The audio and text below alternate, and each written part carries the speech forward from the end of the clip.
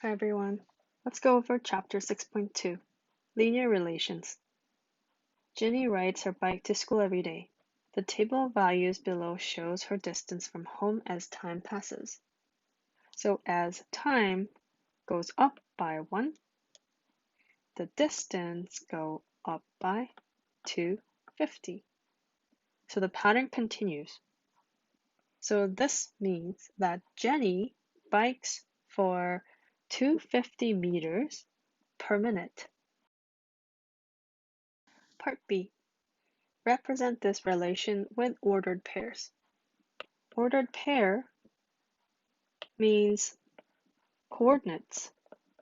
So for example, x and y on a graph would be a coordinate, which is also called ordered pair. So in this case, we'll have time, comma, distance as ordered pairs. So we have first one, 0, 0. We have 1 and 250, 2 and 500, 3, 750, 4,000, 5, 1,250. Part C. Write an equation for this scenario. So before we move on to this section, let's quickly double check our vocab notes here. So linear relation is a relation that forms a straight line when the data are plotted on a graph. Nonlinear relation is a relation that does not form a straight line when plotted on a graph. Discrete data. Data values on a graph that are not connected. Continuous data is data values on a graph that are connected. Independent variable. It is the variable for which values are selected. For example, distance depends on time. From our previous example, because distance depends on time, time is independent variable. So dependent variable should be the variable that depends on independent variable. So from the previous example right here, we can see that because distance depends on time, the distance is dependent variable. Now let's go back to part C. Write an equation for this scenario. As we increase the time, the distance gets increased as well. So we know that distance is dependent variable and time is independent variable. So when you're writing an equation, you will always put the dependent variable on one side first, distance, and then you're going to look at time. So as you increase time by 1, what's happening to distance? We're increasing the distance by 250 every minute. So in short, we can say d equals 250t. You can check this by plugging in some numbers, like let's do t equals 3, and let's see if we get the distance equal to 750. So let's say when t equals 3, distance equals 250 times 3, which is 750. So that is correct. So in order for us to graph this relation, we need to first look at the coordinates, the ordered pair we just created here. Graph is going to be based on distance in meters and time in minutes. So I can just title it as distance versus time graph. And the increments, I would start with 0 and increase it by 1 on the time here, and then increase it by 250 on the dx's. And then we're going to plot these points. 0, 0, 1 and 250, 2 and 500, 3 and 750, 4 and 1000, and 5 and 1250. So I'm going to now connect the points. Use ruler if you have one. And we're going to add the arrow at the end because I know as time passes, the distance will continue to rise. Moving on to next page. Example 1.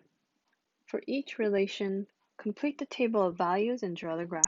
State if the relation is linear or nonlinear. Part A. Y equals negative 2x plus 3. We are given that negative 2, negative 1, 0, 1, and 2.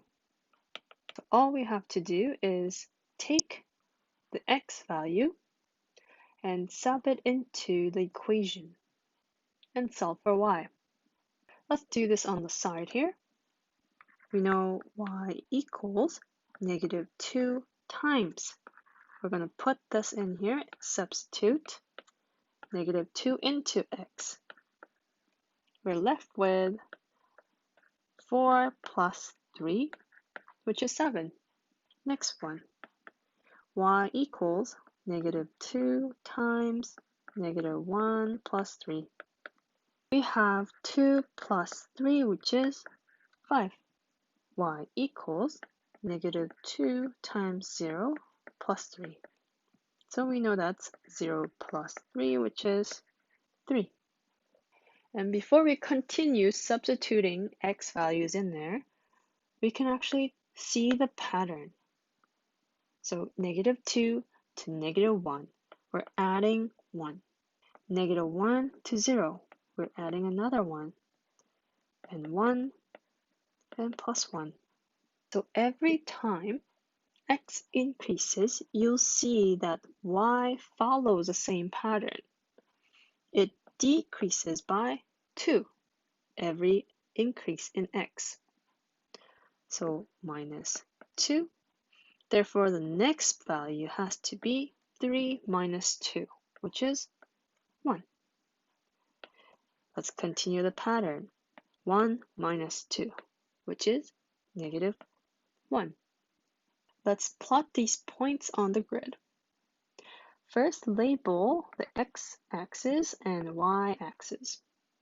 And then I'm going to label each increment. And you don't have to do this every time. Just do multiple, like big ones.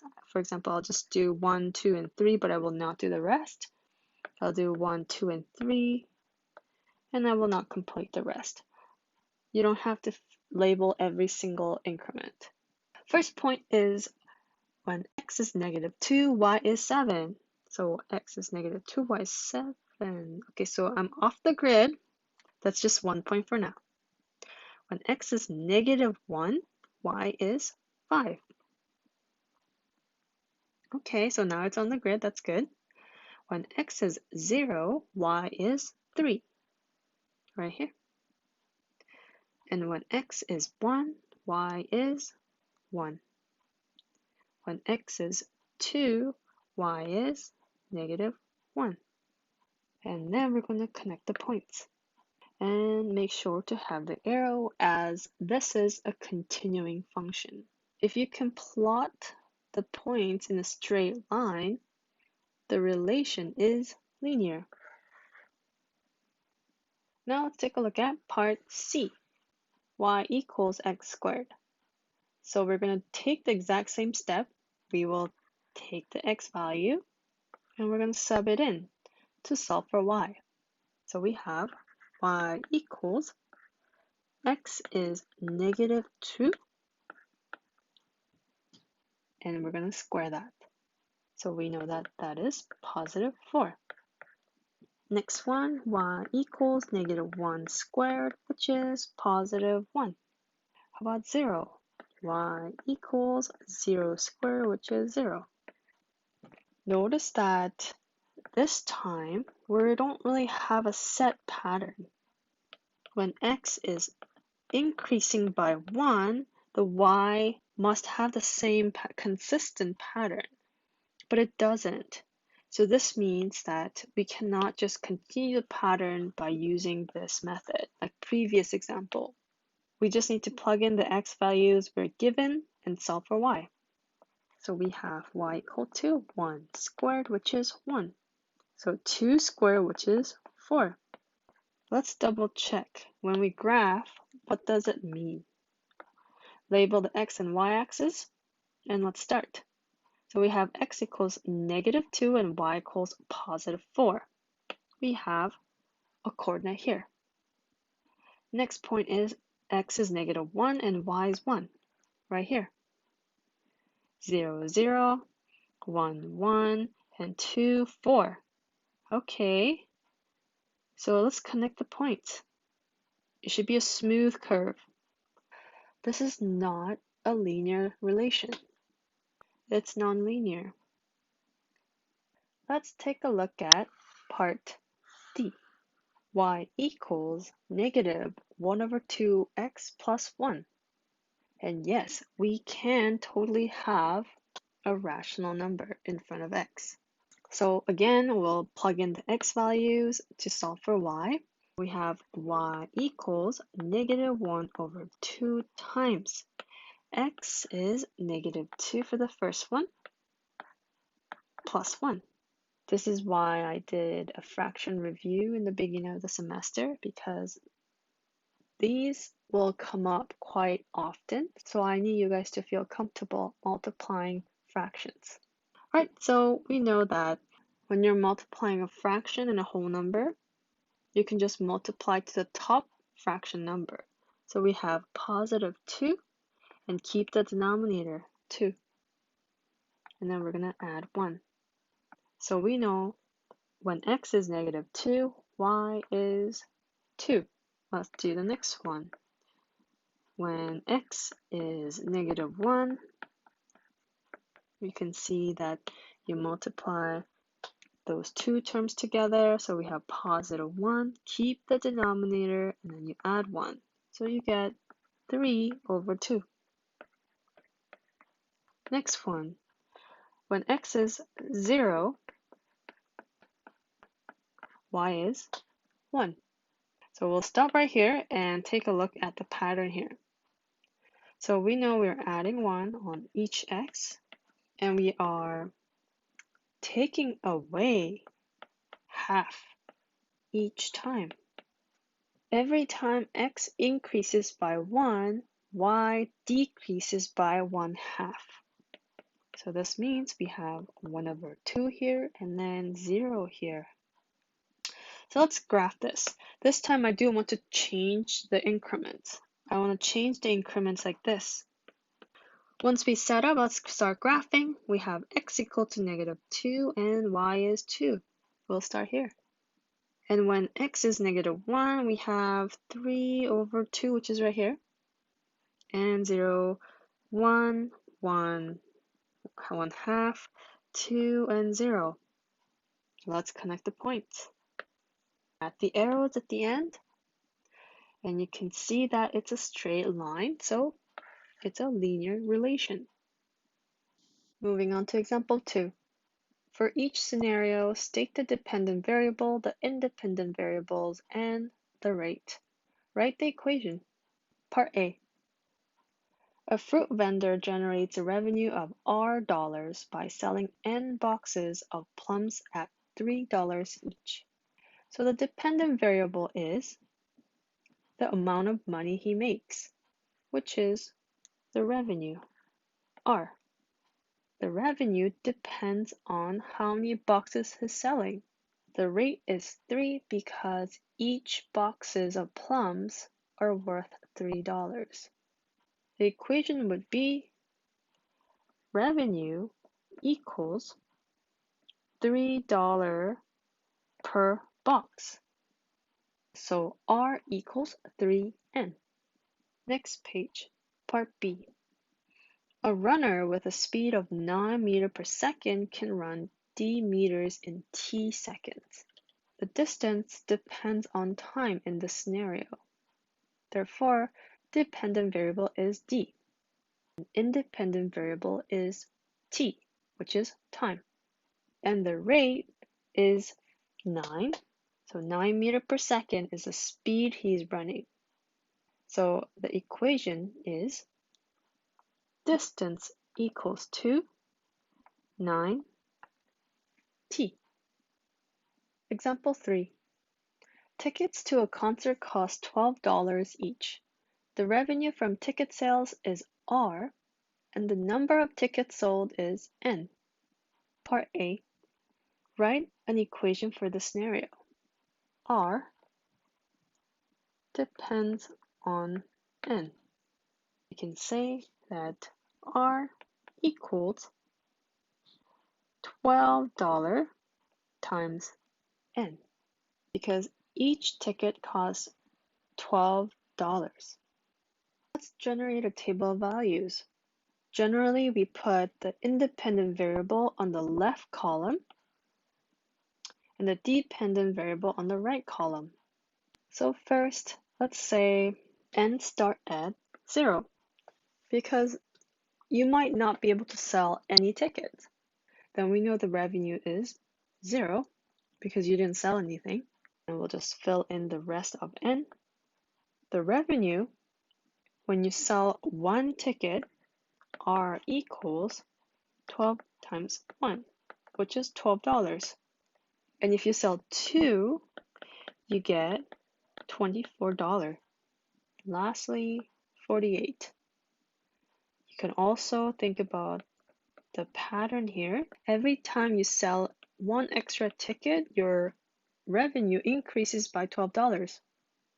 Now let's label our grid.